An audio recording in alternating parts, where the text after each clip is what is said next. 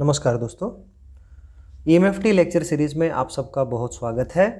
हमने अब तक जो ग्रेडियंट है और डाइवर्जेंस है दोनों ऑपरेटर्स इन डिटेल डिस्कस कर लिए हैं, इंक्लूडिंग द न्यूमेरिकल प्रॉब्लम्स। अब हमारा थर्ड ऑपरेटर है जो कि कहते हैं कर्ल ऑपरेटर। तो इस वीडियो में कर्ल ऑपरेटर को हम इन डिटेल डिस्कस करेंगे। तो सबसे पहले जो कर्ल है वो होता क्या है। किसी भी वेक्टर का अगर आप कर्ल निकालना चाहते हो तो इससे आपको ये पता लगता है कि वो वेक्टर फील्ड किसी ऑब्जेक्ट को रोटेट कर सकती है या नहीं। अगर किसी वेक्टर फील्ड का कर्ल 0 वैल्यू है तो इसका मतलब वो जो वेक्टर फील्ड है वो रोटेशन इफेक्ट नहीं डाल सकती, यानी वो ऑब्जेक्ट को घुमा नहीं सकती, ऑब्जेक्ट को रोटेट नहीं कर सकती। और अगर आपका किसी भी वेक्टर का कर्ल नॉन जीरो वैल्यू है तो उस वेक्टर फील्ड की वजह से डेफिनेटली रोटेशन जरूर होगा। So it is the ability of field to rotate the object. तो बेसिक सिग्निफिकेंस आपका ये है। मैथमेटिक्स की बजाय हम लॉजिकली अगर समझें तो कर्ल का मतलब होता है कि कोई भी फील्ड, अगर उस फील्ड में कोई रोटेशन इफेक्ट है या नहीं है, वो कर्ल से पता लगता है।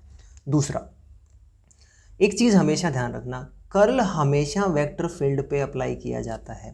आप कहेंगे सर डाइवर्जेंस भी वेक्टर फील्ड पे अप्लाई किया जाता था, बिल्कुल करेक्ट है, लेकिन डाइवर्जेंस अगर किसी वेक्टर फील्ड का लें तो रिजल्टेंट हमेशा स्केलर वैल्यू मिलती थी, बट यहाँ पे रिजल्टेंट भी वेक्टर फील्ड ही मिलेगी। So this is the basic difference between these three operators. Gradient आपका स्केलर पे अप्लाई होता था, रिजल्टेंट आपका वेक्टर देता था। डाइवर्जेंस आपका वेक्टर फील्ड पे अप्लाई होता है बट रिजल्टेंट आपको स्केलर वैल्यू मिलती है।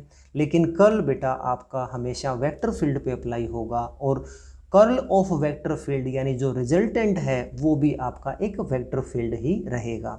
तो F मान लीजिए कोई आपकी एक वेक्टर फील्ड है, तो F का अगर आप कर्ल लेना चाहें तो वो लिखा जाता है डेल क्रॉस F, इसको बोलेंगे कर्ल ऑफ वेक्टर फील्ड, और इसका फार्मूला है 1/H1 H2 H3। यहाँ इसके बाद फिर ये एक डिटर्मिनेंट मैट्रिक्स बन जाएगी।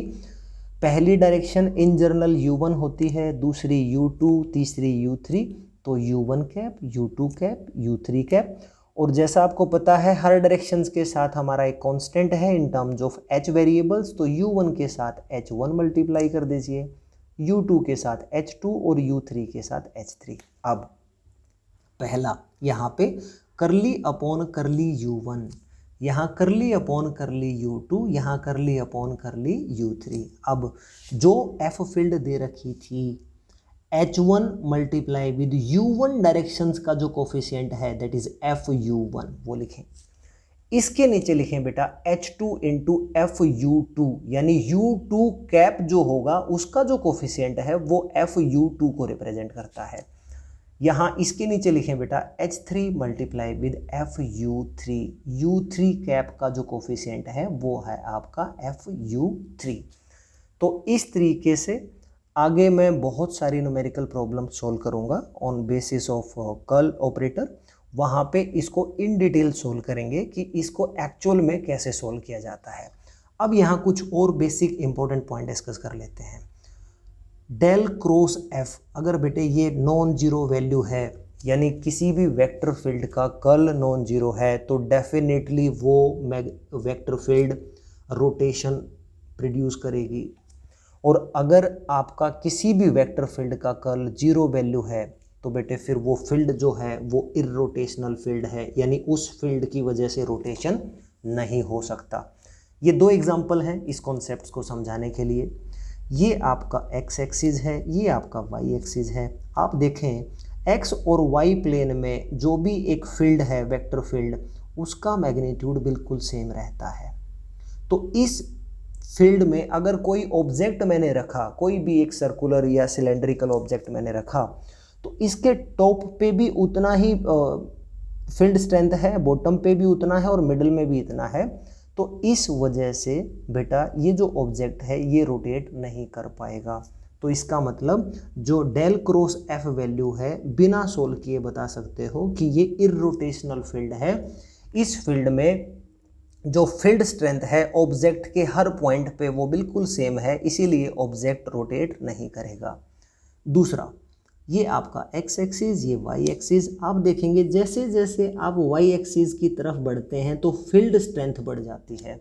एरो का जो साइज है, जो यहाँ लेंथ है, वो मैंने वेरी करा रखी है जस्ट टू टीच यू कि आपकी with respect to Y axis जो फील्ड स्ट्रेंथ है वो इंक्रीज होती जाएगी। तो इसका मतलब बेटे ये जो ऑब्जेक्ट है इसके टॉप पार्ट पे या अपर हाफ पे ज़्यादा फोर्स लगेगा और लोअर हाफ पे कम फोर्स लगेगा, और फोर्स डिफरेंस है। इसी वजह से हम कह सकते हैं कि जो ये फील्ड है इसका जो डेल क्रॉस एफ यानी curl of this vector field है वो हमेशा नॉन जीरो होगा, यानी इस फील्ड की वजह से रोटेशन जरूर होगा। आगे बढ़ते हैं।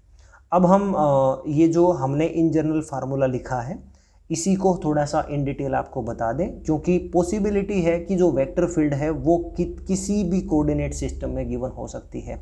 तो यहाँ पे जो जनरल फार्मूला है u1 u2 u3 ये बेटा डायरेक्शंस होती हैं, ठीक है।